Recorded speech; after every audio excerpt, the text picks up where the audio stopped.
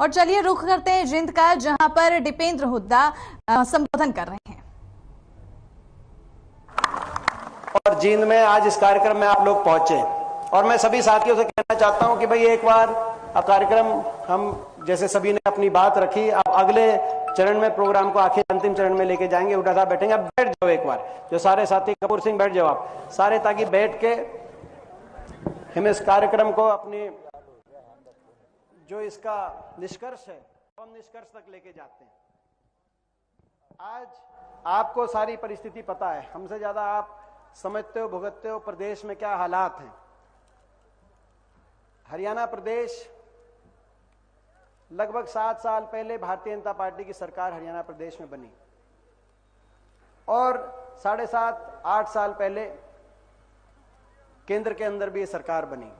लोगों ने बड़ी आशाओं के साथ इस सरकार को बनाया था, बड़े बड़े नारे थे, बड़े बड़े वायदे थे। लेकिन आज अगर हम तुलना करके देखें कि आज प्रदेश में क्या स्थिति है, तो हम ये पाते हैं कि हर वर्ग आज इस सरकार से दुखी। जो वायदे किए गए थे, हरियाणा को विकास के रास्ते पे आगे लेके जाने के वायदे, अच्छे दिनों के वायदे, आज कहीं ना कहीं हर वर्ग अपने आप को ठगा महसूस कर रहा है। यही कारण है, ये जब विधानसभा का चुनाव हुआ तो मानते थे कि सरकार, बड़ी हवा चली देश में, नारा दिया 75 पार, टीवी पे दिखाया 85 पार, दिखाया था कि नहीं दिखाया था, मैं आपसे पूछना आया था। 75 पार का नारा था, टीवी में दिखाया 85 पार, और आप सबने, लेकिन हरियाणा की जनता ने और कांग्रेस के कार्यकर्ता ने उस नारे की हवा निकाली कि नहीं निकाली, मैं आपसे पूछता। हवा निकल गई। अगर लोग इनसे संतुष्ट होते, इस बात का सबूत, अगर 5 साल जो इनकी सरकार रही, पहली 5 साल सरकार रही, अगर लोग उस सरकार से, भाजपा खट्टर सरकार से संतुष्ट होते तो 75 पार नहीं तो कम से कम पूर्ण बहुमत के साथ इनको दोबारा चंडीगढ़ की कुर्सी पे बिठाते, और पूर्ण बहुमत नहीं तो कम से कम कुछ इनके मंत्रियों को जिताने का काम करते। लेकिन पहली मर्तबा लोग इतने दुखी थे इस सरकार से, 14 में से 12 मंत्रियों को हार का मुंह देखना पड़ा। आज ये जो बैठे हैं सारे विधायक, हरियाणा कोने कोने से आए, उस कोने से शुरू करें तो बलबीर वाल्मीकि जी बैठे हैं, साथ लगता इसराना हल्का है, वहां कृष्ण पवार जी की बात हो, लोगों ने बलबीर वाल्मीकि जी को 40,000 वोट से वहां जिताने का काम किया। यहां बैठी हैं हमारे सुरेंद्र पवार जी सोनीपत से, वहां हमारी कविता जैन बहन हमारी मंत्री थी, वहां से सुरेंद्र पवार जी जीत के आए। कुलदीप वत्स बैठे हैं, ओम प्रकाश धनखड़ जी, जिनको हारने के बाद भारतीय जनता पार्टी ने उनका प्रदेश अध्यक्ष बनाने का काम किया, ये कुलदीप वत्स जी बैठे हैं। 20,000 वोटों से बादली से कुलदीप वत्स वहां जीत के आए। रोहतक से भारत भूषण बत्रा जी बैठे हैं, वहां मनीष ग्रोवर जो मंत्री थे पिछली सरकार के, लोगों ने उनके घमंड को भी धराशायी करते हुए भारत भूषण बत्रा जी को वहां से जिताने का काम किया। हमारे बैठे दान सिंह जी एक छोर पे, वहां से शिक्षा मंत्री थे पिछली सरकार में, रामविलास जी, वहां से लोगों ने दान सिंह जी को भेजने का काम किया। कुल मिला के हरियाणा के एक एक कोने से लोगों ने भारतीय जनता पार्टी खट्टर सरकार के हर मंत्री को जो हराने का काम किया। तो इससे स्पष्ट संकेत है कि जनादेश इस सरकार के खिलाफ था। लोगों ने 75 पार के नारे को ध्वस्त किया, इस सरकार को सत्ता से बाहर करने का जनादेश दिया। जब आपने टीवी सेट देखा 12 और 1 बजे, या आपने तो जब टीवी सेट और रेडियो में देखा भाई गिनती कितनी होगी, आप तो ये देख रहे थे कि भाई कितने बहुमत से बीजेपी आएगी। लेकिन मैं आज आपसे पूछता हूं, जींद वासियों से पूछता हूं, जब आपने 12-1 बजे टीवी पे और रेडियो पे गिनती देखी, जब गिनती हो रही थी हरियाणा की, तो एक समय में कभी कांग्रेस आगे, कभी बीजेपी आगे, और बीच में कांग्रेस 38 सीटों पे और भाजपा 35 सीटों पे, यही गिनती ऊपर नीचे चल रही थी कि नहीं चल रही थी, मैं आपसे पूछने आता। 3900 वोट से फैसला हुआ प्रदेश का। 3900 वोट अगर कांग्रेस के खाते में ज्यादा आती तो सबसे बड़ा दल कांग्रेस पार्टी बनती। जब इतना नजदीक फैसला था तो किसकी सरकार बने, ये कश्मकश जब हो रहा था, तो उनको फैसला करने की परिस्थितियां बनी। राजनीति परिस्थितियों का खेल है, जिन्होंने भाजपा के खिलाफ वोट ली। मैं इसीलिए कह रहा हूं ये, क्योंकि यहां जींद जिले में भी उप मुख्यमंत्री जी और 3 विधायक यहां जींद जिले में भी उन्हीं जेजेपी पार्टी के चुन के गए। मैं आपसे पूछता हूं, जुलाना के बहुत लोग आए हैं, एक बार हाथ खड़ा करके बताओ जुलाना से कौन कौन यहां बैठा है? जुलाना हल्के से। नरवाना से बहुत लोग आए हैं, उचाना से बहुत लोग आए हैं। मैं आप सबसे पूछता हूं, जुलाना, उचाना और नरवाना जब जेजेपी पार्टी के उम्मीदवार उतारे गए तो क्या उन्होंने ये कह के वोट मांगी कि भाजपा की सरकार दोबारा बनाएंगे, या ये कह के वोट मांगी कि भाजपा को जमुना पार भगाएंगे?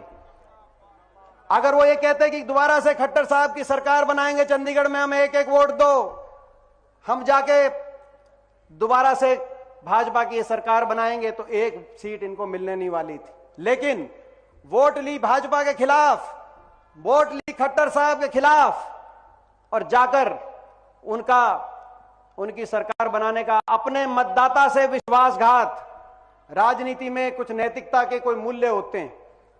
अगर कल को हम कहें कि हम ये लड़ाई लड़ रहे हैं इसके खिलाफ, और आपका साथ लें और जाकर आपके साथ को बेचने का काम करें, मैं समझता हूं कि राजनीति, इससे ज्यादा राजनीतिक पतन हो नहीं सकता जो आज जींद की धरती ने देखा है, जो इन लोगों ने देखा है। इसीलिए हमें लड़ाई लड़नी पड़ेगी, हमें इसीलिए लड़ाई लड़नी पड़ेगी आपको और हमको मिलकर।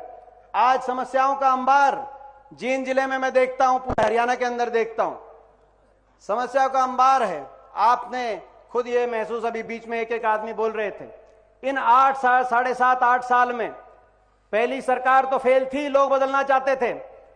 दूसरी सरकार तो उससे भी ज्यादा फेल, ये भाजपा और जजपा की जो सरकार बनी है, ये तो ऐसी सरकार है कि चंडीगढ़ से बाहर नहीं निकल पा रहे।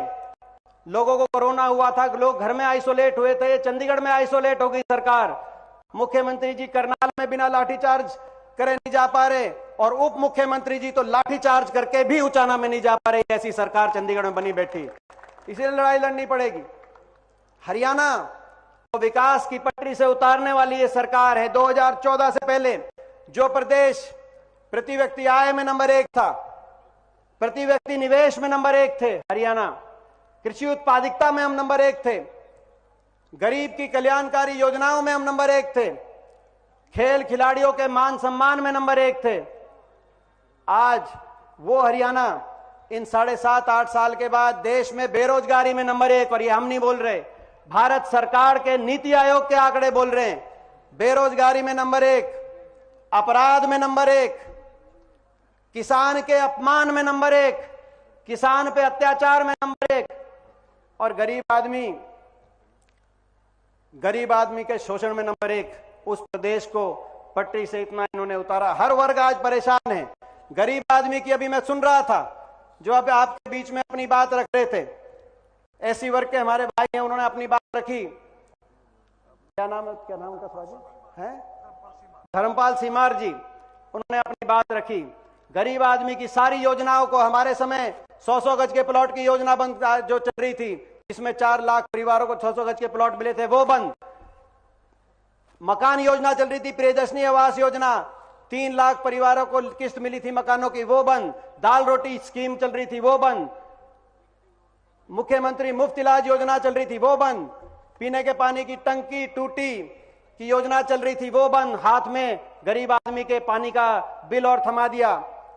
जितनी भी जो वजीफे की योजना हमने शुरू करी थी कांग्रेस पार्टी ने, उस समय 1ली क्लास से 12वीं क्लास तक गरीब आदमी को वजीफे की योजना, उस योजना को इन्होंने सीमित कर दिया।